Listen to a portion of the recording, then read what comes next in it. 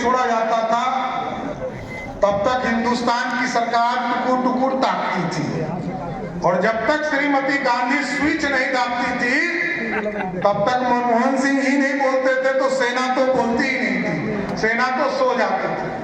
लेकिन आज देश के यशस्वी प्रधानमंत्री जी के नेतृत्व में मोदी जी ने स्पष्ट तौर पर कहा, मेरे सेनाओं के हाथ खोल दो, यदि पाकिस्तान एक गोली छोड़े तो हिंदुस्तान के तरफ से तोप का गोला छोड़ने का काम करे।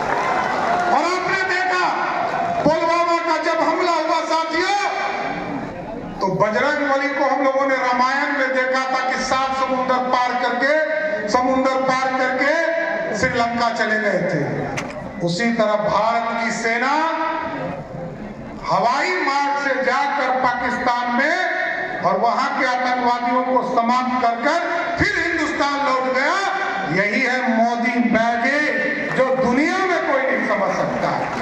इसलिए सभी साथियों से आग्रह करूंगा, पूरी तरह एनडीए का सहयोग लेना है।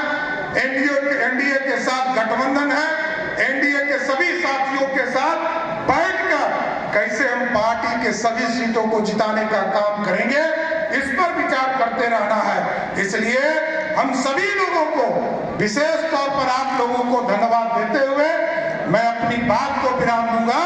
और एक चीज जरूर कहूंगा कि जिस तरह नरेंद्र मोदी जी ने कल स्पष्ट तौर पर कहा है कि जिस तरह उत्तर प्रदेश में भगवान प्रभु श्री राम का मंदिर स्थापित हो गया, बिहार में भी सीतामढ़ी की धरती पर मैया सीता का भव्य मंदिर बनाने का संकल्प हम लेकर रहेंगे। इसलिए साथियों, सभी लोगों से आग्रह करूंगा, सियावर रामचंद्र की, सियावर रामचंद्र की।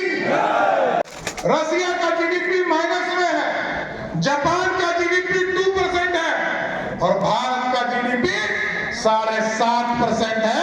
ये भारत को बढ़ाने का काम किया जा रहा है। राज्य में 2,61,000 करोड़ का बजट है साथियों। हम लगभग 48,000 करोड़ रुपया बिहार की सरकार रेवेन्यू वसूलने का काम करती है। और बजरंगबली जी को याद कराना पड़ता है साथियों, काम कौन किया। सवेरे उठते हैं तो सबसे पहले शौचालय जाते हैं। शौचालय किसने दिया? मोदी ने। शौचालय उसके बाद पानी किसने दिया? मोदी ने। बिजली किसने दिया? घर किसने दिया? खाना किसने दिया?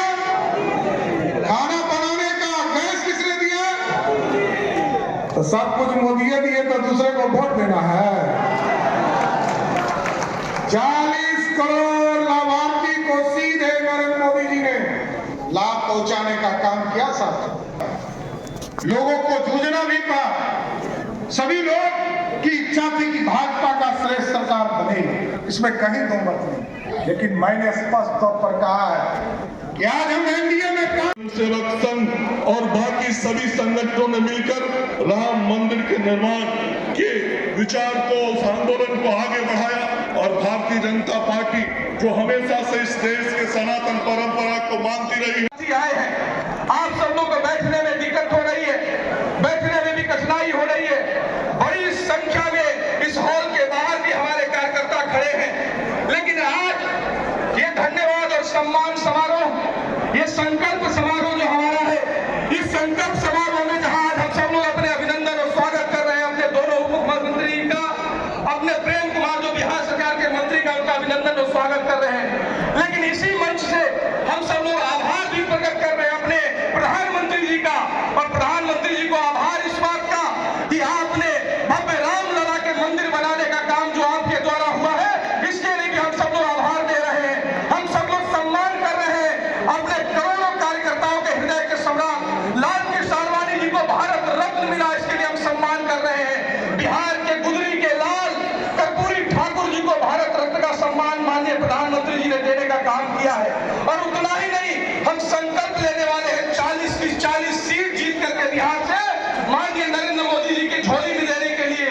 तो आइए हम सब लोग अपने तीनों नेता के सम्मान